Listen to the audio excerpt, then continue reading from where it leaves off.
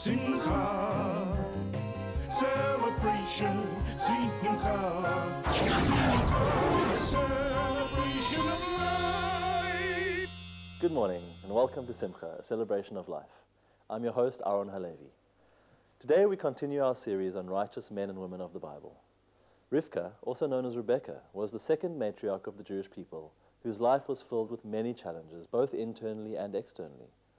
Rebbetzin Thurgood shares how Rivka was able to live a life of kindness by creating a balance in marriage and revealing the true nature of giving.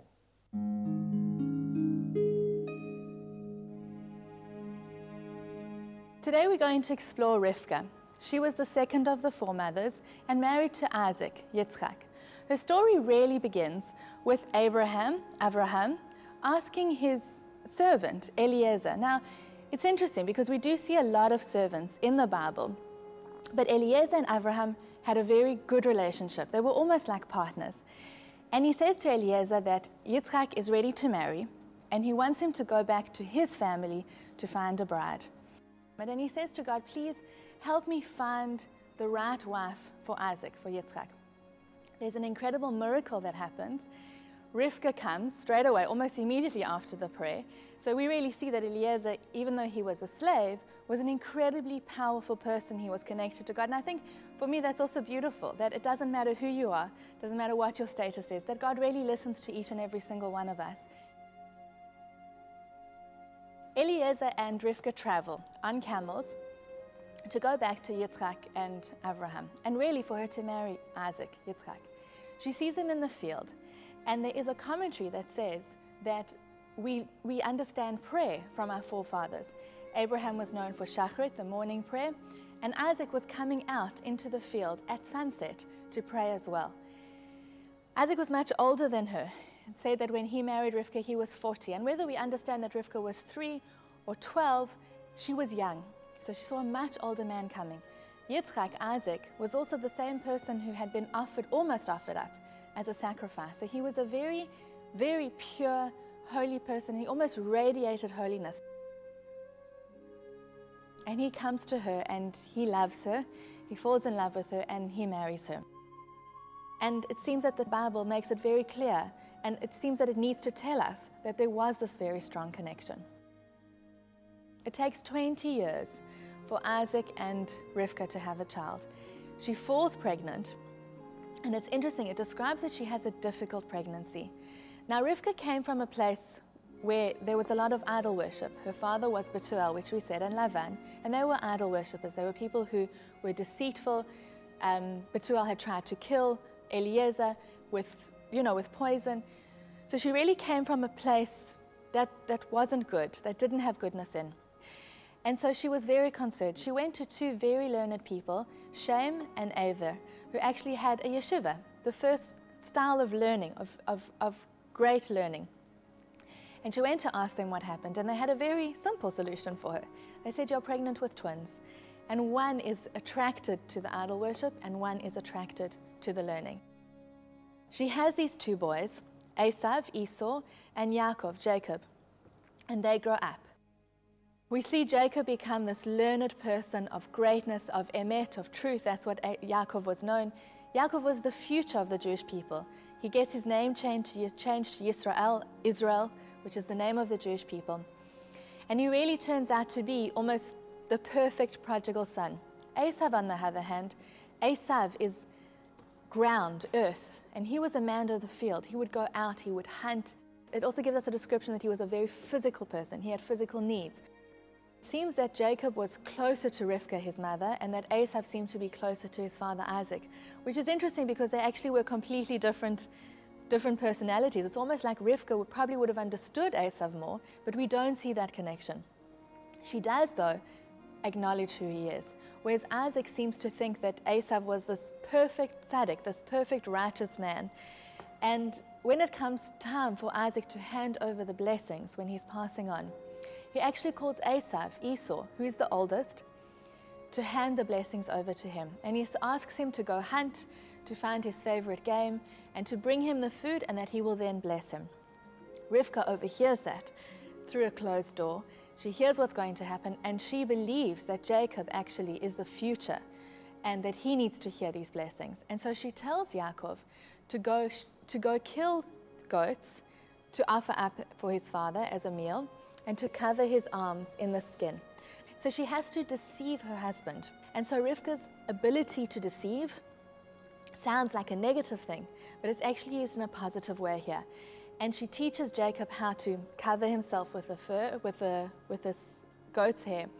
And he goes in, and Isaac, Yitzchak, actually says, Hakol kol Yaakov, the voice is the voice of Yaakov, but Yehayadayim Yedei Esav, that the hands, the fur, are the arms of Esav. And I think the fact that we never see that Isaac is angry at Rivka, I think is also a way of him knowing that she was right in the end. And I think we see the greatness of women in that way, is that our foremothers were able to trust that instinct, trust that intuition. Rivka had this deceiving of her husband, but she knew that it was coming from the right place. She'd had the prophecy to know that Jacob was the next line in the link of the Jewish people. And I think that's also what we have to know, is what our motivations are. When it comes to doing something that might seem bad, it's not, if the ends are good, but it is also the means. You've got to be very careful with it. But she seemed to understand, and her story is there for us to really learn from.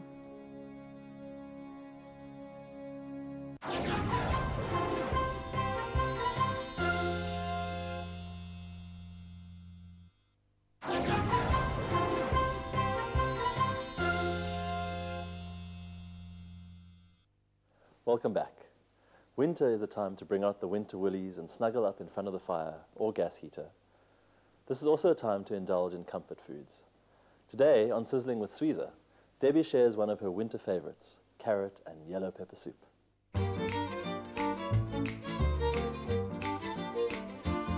Good morning and welcome to this week's Simcha show. During winter, during the months when it's cold, something that we all look forward to is some comfort food and spiritual comfort. My story this week centers on a traveler. This traveler was selling his wares and traveling from town to town, and he became very thirsty, very hungry, and very, very tired. And he looked for a place where he could shelter for the night. He looked around and he could not find anything. And in the distance, he saw a tree. And so he walked towards this tree, feeling so weary and feeling so tired.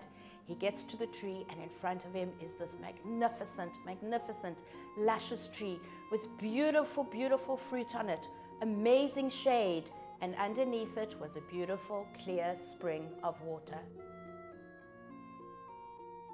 And so the man sat down under the tree.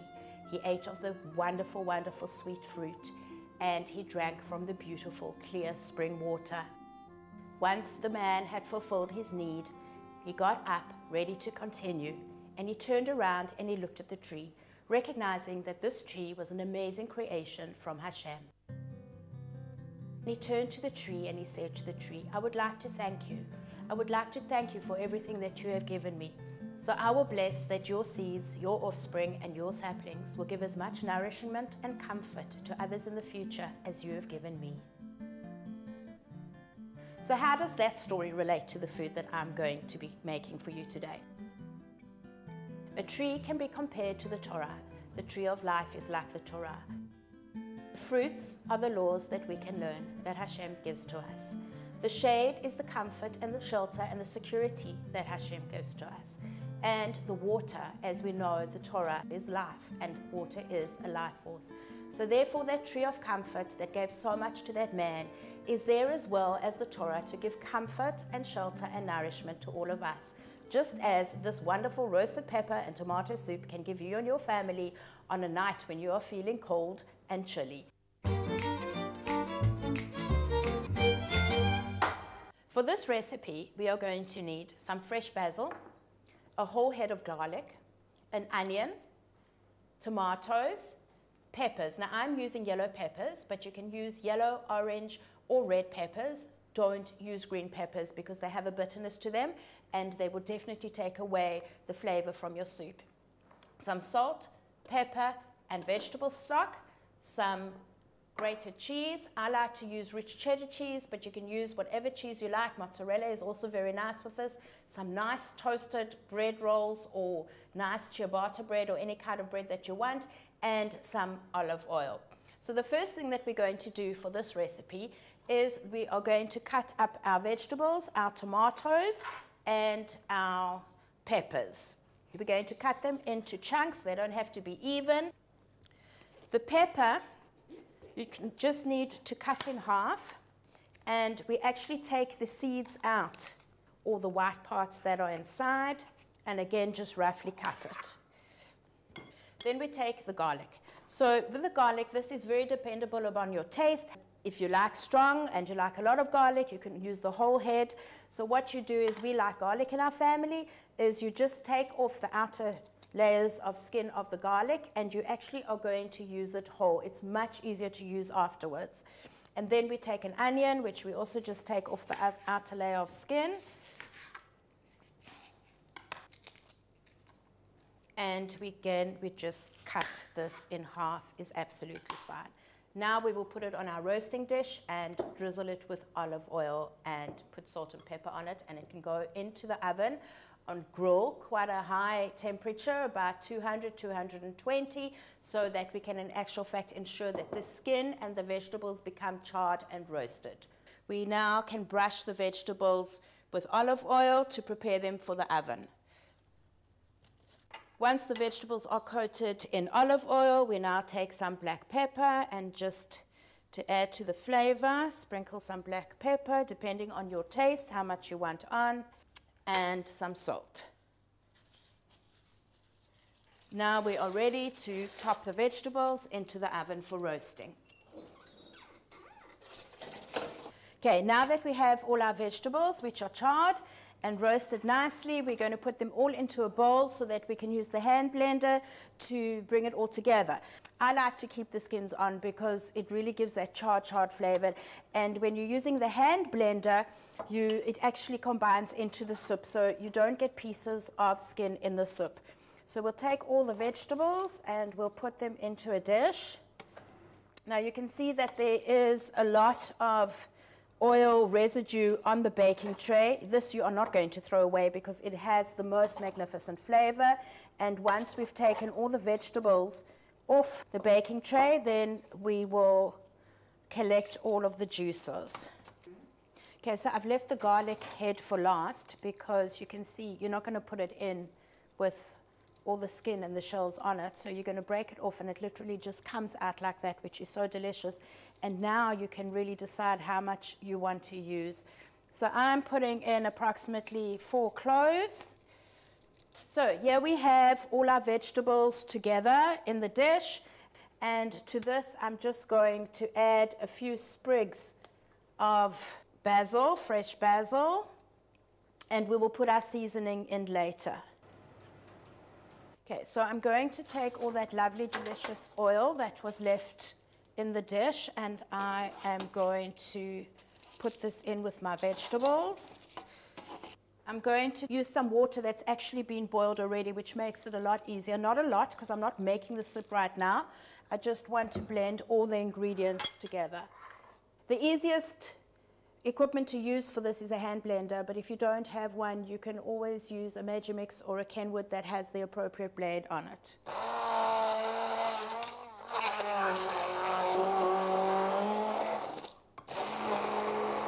All my vegetables are blended together. The consistency of mine is a little bit chunky. You can do this according to how you like it and your taste. I've left mine with a little bit of pieces inside it, but you can also make it completely smooth depending on the texture. So I'm going to take this mixture and put it into my soup pot. And I'm now going to add some pepper. Again, according to taste, on how much that you like, you can always add more later. So I suggest that you start off with a little rather than a lot. Some salt. Not too much salt because the stock also has salt in it. And remember, we did put pepper and salt onto our vegetables before we roasted them. And then we're going to put some stock in. I'm using vegetable stock. just so that it can be parov, so that we can actually put cheese on it at the end. But if you're having this with a meat meal, you can certainly use a chicken stock or a meat stock, or in actual fact a tomato stock as well. And then I'll add some water that has actually been boiled. It's much easier to add boiling water to it because it just speeds up the whole process of cooking and you don't have to wait. Again, the water depends on your consistency and whether you want the soup to be very thick or what you would like it to be. So I've made it quite medium, and then it can cook for, I would say, about 15 to 20 minutes, and so that all the flavors are infused together, and then we'll be ready to eat our comfort food. Our soup has boiled, it is ready, it smells absolutely delicious, it looks very rustic and very, very tempting for this cold weather. Time to serve.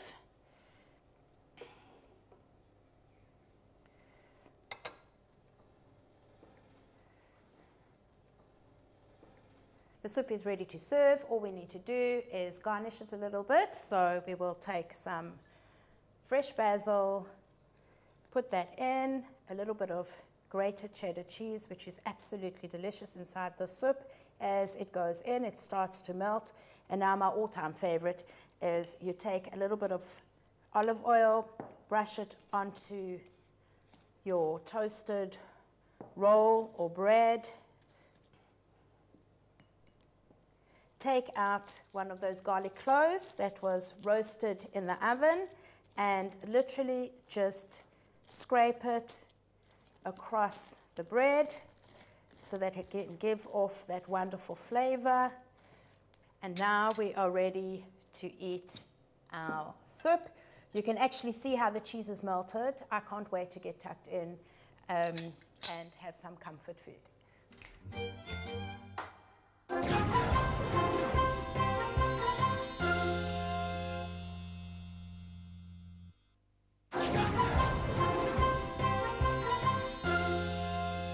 Welcome back. In our segment, Righteous Men of the Bible, Rabbi Cannon explores the life of Yitro, Jethro, the priest of Midian. Jethro turned his back on idol worship when he heard about the miracles that God performed for the Jewish people in Egypt. Converting to Judaism, Jethro transformed his negative spiritual traits into a new path of holiness, which became the essence of his life.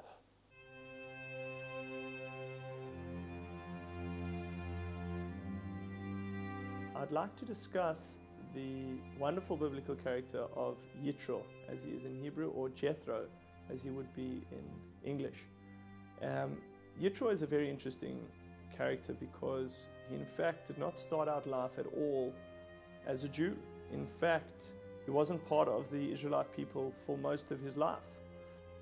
In fact, Jethro was one of the ministers to Pharaoh in Egypt, and he had many great armies underneath him from time to time, and he was a leader and a priest of many, many different religions. In fact, our Midrash teaches us that he tried out almost every known religion to man at the time. He was a person who was trying to discover truth. He was a searcher, or a traveler, as we might say in today's parlance.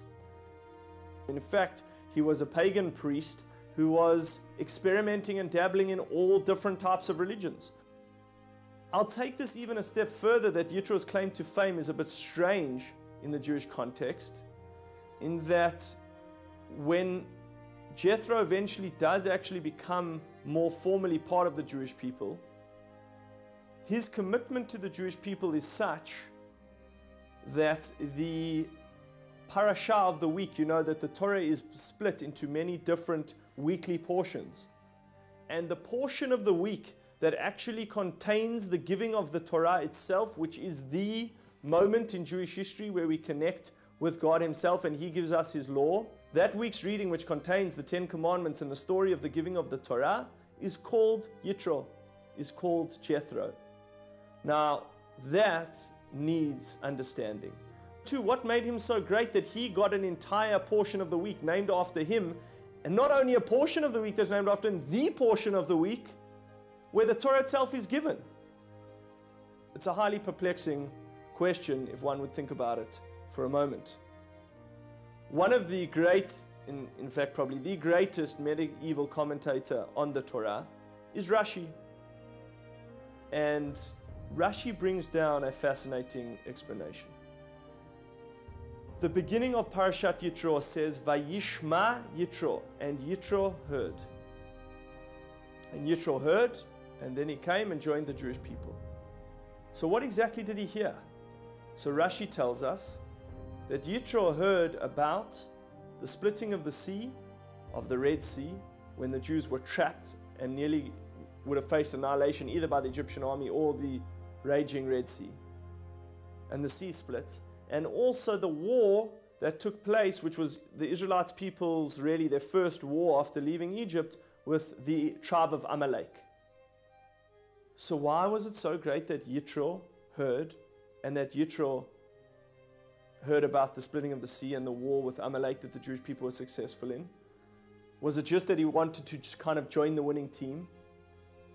So to understand Rashi, we have to explain it a bit deeper. And there's a tremendous idea over here.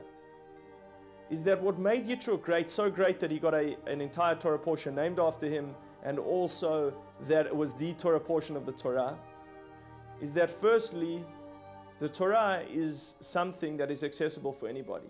You just have to really want it. And his hearing, Vayishma Yitro, his hearing was such that it wasn't just a hearing which was something he heard and then carried on eating his breakfast and reading his newspaper.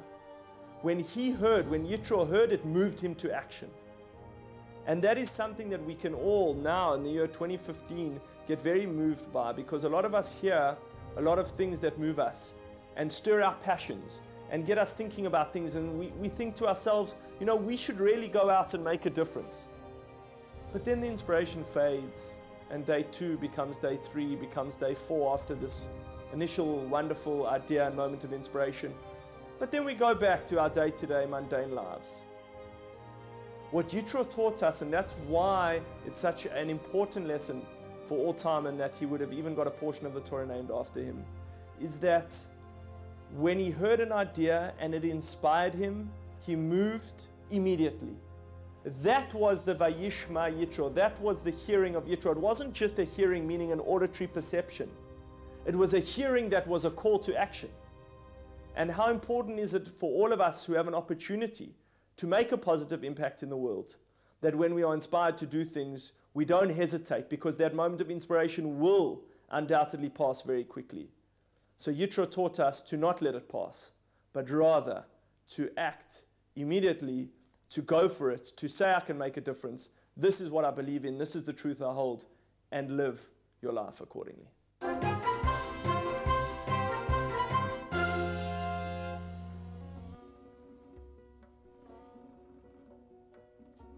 In Ethics of Our Fathers, chapter 2, Mishnah 10, Rabbi Yochanan ben Zakkai said to his disciples, "Go and see which is the worst trait, the one that a person should most distance himself from." Rabbi Shimon added, "To borrow and not to repay. For one who borrows from man is as one who borrows from the Almighty. As it is stated, the wicked man borrows and does not repay, but the righteous one is benevolent and gives." Well, that's all we have for this week's episode of Simcha, a celebration of life. We'd love to hear from you, so please send us a message on Facebook at Spirit Sister Productions. From me, Aaron Halevi and the team, wish you a great week ahead.